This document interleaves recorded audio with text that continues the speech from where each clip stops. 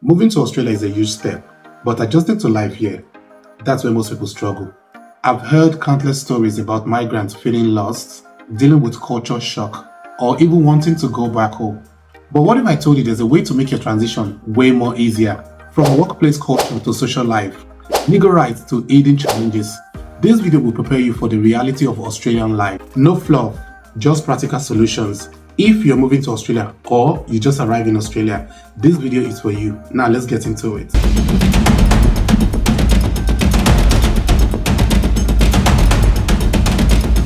Hi everyone and welcome back to my channel. If you're new here, it's me Abe, and on this channel I speak about everything you need to know to succeed in Australia, whether it's visa, migration, work, lifestyle or much more. If you're serious about thriving in Australia, this video is for you. I've been in that situation before and I know how overwhelming it can be to start fresh in a new country. So don't worry, because I've got you covered. In this video we are diving into 15 essential topics that will make you adjust faster to avoid costly mistakes and truly make the most of your life in Australia.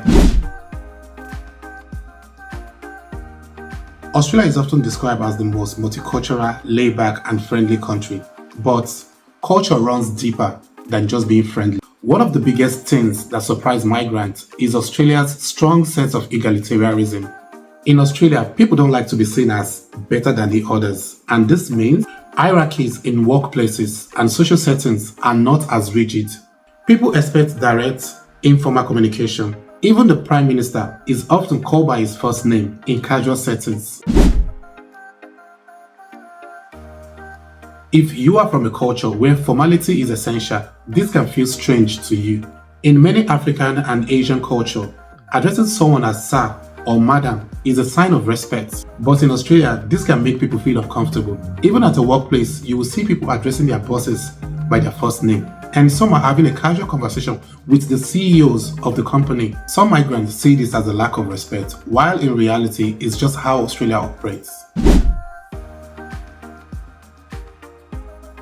If you are used to formalities, practice how to use first names. Learn how Australians interact and then match their communication styles. Australians love humor, but it's often dry, sarcastic and full of banter. A Nigerian migrant once told me that he was deeply offended when an Aussie colleague told him, "Oh, you finally showed up at work," after he was 5 minutes late. And in Nigeria, that would have been seen as rude and being disrespectful. How do you adjust to this? Don't take jokes personally. Sometimes it can just be friendly. If you are unsure, ask, "Wait, was that a joke?" Australians will happily explain. You can also watch Australian comedy shows to get familiar with their jokes. People assume making friends in Australia is very easy because Aussies are friendly, but there's a difference between friendliness and deep friendship. Some of the common challenges are: small talk with people is easy, but getting invited to social circles takes time. Australians value shared experiences like going for a drink, going to watch sport, or even going for barbecue, which helps friendship grow. Many migrants stick to only people from their home country, which makes it harder for them to integrate. I spoke to a Kenyan woman who lived in Australia for 2 years and felt lonely. She then realized that while at work, people can be nice to her, but the problem is they never invited her out. She later then realized that in Australia, you have to make the effort. Her circle of friends started getting bigger because she started inviting colleagues over for coffee and drinks. How to adjust? Say yes to social invites, even if they seem unfamiliar. You have to get involved in community activities, sport events, and meetups. Don't wait for invitations. Take the initiatives. Australian workplaces are informal but professional, and the key differences are: 1. Work-life balance matters a lot because working overtime in Australia isn't seen as impressive. 2. Teamwork is valued. Your opinions matters even if you're a new staff. 3. Direct communication is expected. Even if your boss disagrees, they will say it outright. In some cultures, disagree with your boss is a sign of disrespect. But in Australia, it's actually encouraged as long as you're doing it in a very professional way. One of the biggest shocks for many migrants when they arrive in Australia is the cost of living. Australia offers the highest wages and a great life, but things can be very expensive, especially living in major cities like Sydney and Melbourne. Here are some of the key areas where migrants struggle.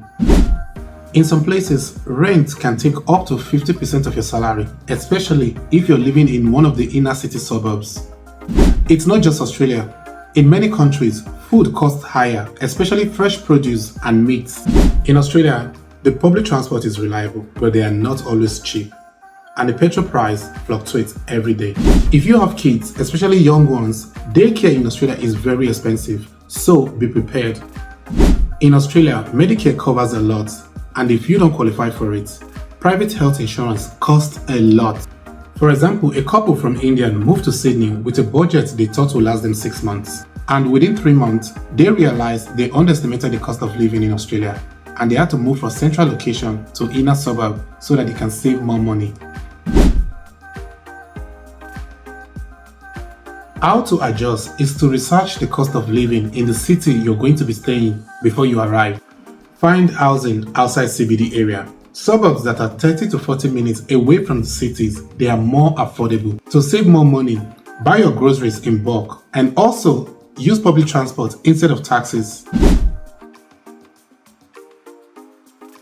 The Australian legal system is different from many other countries. It's strict, fair, and takes human rights very seriously. However, many migrants don't understand fully how the system works, which is leading to unintentional legal mistakes. Tenant rights. If you are renting a property, the landlord cannot kick you out without notice. You do have legal protection. Employment rights. You are entitled to fair wages, paid leave, and safe working conditions. Public behavior laws. Things like littering, public intoxication, aggressive behavior can lead to fine and legal actions. Unlike other countries, in Australia, the police required legal ground to stop and search you. You do have rights. A real-life case, a young African migrant was stopped by the security of a shopping center to show his bag. He refused to do so, believing it was racial profiling, while discrimination is illegal. He later learned that the security has the right to ask, and he also has the right to refuse and request for a police presence instead. How to adjust. Familiarize yourself with basic Australian laws. Websites like Legal Aid can provide free legal resources. Know your tenant and employee rights. Never let an employer underpay you.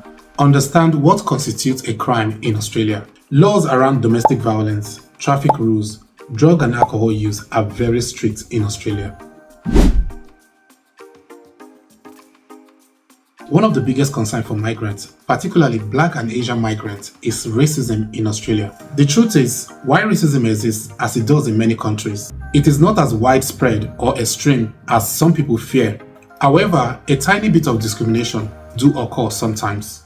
Where racism may be experienced in a workplace, social circle, law enforcement, and housing discrimination. Real story, a Ghanaian man in Perth applied for over 50 rental properties with no success, but when his white Australian friend applied on his behalf for the same property, he was immediately accepted. Though housing discrimination is illegal, but it still happened.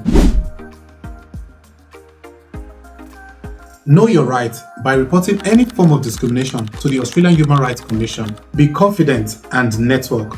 The more connection you build, the easier for you to integrate. Educate the locals. Many Australians are unaware when it comes to cultural differences, so be open to share your background and your culture with them. Australia has one of the biggest healthcare systems in the world, but it can be confusing to migrants. Medicare covers free hospital care and subsidized doctor's visits. Private health insurance is needed for dental, optical, and specialist treatments. Pharmacies and prescriptions. Some medications are heavily subsidized while others are very expensive. Raising kids in Australia is very different from other countries. There is less emphasis on discipline and more focus on independence. Children have more freedom of speech. They are encouraged to express opinions. Physical punishment is illegal in Australia. Even a light slap can get you reported to the police and can get that child taken away from you. Teenagers are very independent. They start working early and they can move out of the house at an early age. Understand that Australian schools teach kids to challenge ideas and think critically. Find community groups with family from similar backgrounds. Teach your children how to balance their cultural heritage with Australian values. One of the most important things to master as a migrant in Australia is the public transport system. Unlike some countries where public transport is cheap and extensive, Australia's public transport varies significantly depending on the city you live in. Sydney uses Opal card system covering trains, buses, ferries and light rail. Some areas are well connected, but western suburbs have fewer options. Melbourne operates on Myki card system with a strong tram system network in the inner city, but limited train access in outer suburbs. Trams in CBD is always free. Brisbane uses Go Card, with buses being the primary mode of transport. Ferries operate along the Brisbane River. Perth, Adelaide and Canberra, smaller system with buses, but limited access to train. Migrating to a new country isn't just about logistics, it's an emotional journey. Many people experience homesickness, loneliness, and even regrets. How to stay mentally strong? Join community to meet people who understand your journey. Always stay in touch with family and friends back home. Embrace both cultures. Maintain your roots while integrating into Australian society. Alright guys, if you find this video helpful, give it a thumb up, subscribe to my channel and also turn on notification for future updates. See you in the next video.